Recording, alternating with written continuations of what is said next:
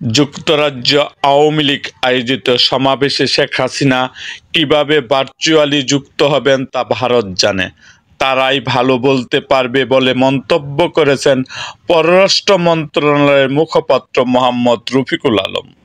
আজ বৃহস্পতিবার বিকালে সাপ্তাহিক ব্রিফিংয়ে এ সংক্রান্ত প্রশ্নের জবাবে এ মন্তব্য করেন তিনি। পররাষ্ট্র মন্ত্রণালয়ের মুখপাত্রের কাছে সাংবাদিকদের প্রশ্ন ছিল যে যুক্তরাজ্যে আগামী 8ই ডিসেম্বর শেখ হাসিনার সভাপতিত্বে একটি বড় সমাবেশ করতে যাচ্ছে সেখানকার আওয়ামী লীগ।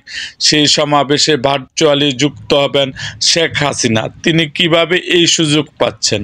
জবাবে রফিকুল আলম বলেন, আমরা পত্রিকার মাধ্যমে জেনেছি এরকম একটি রাজনৈতিক মিটিং আছে, উনি শেখ বক্তব্য দিবেন। আপনারা যেরকম জানেন আমরাও সেরকম জানি। কিভাবে এটা ফেসিলিটেট হচ্ছে এটা আমার বক্তব্য দেওয়ার বিষয় না। তিনি ভারতে আছেন, ভারত সরকার কিভাবে এটা হ্যান্ডেল করছেন তারা এটা ভালো বলতে পারেন।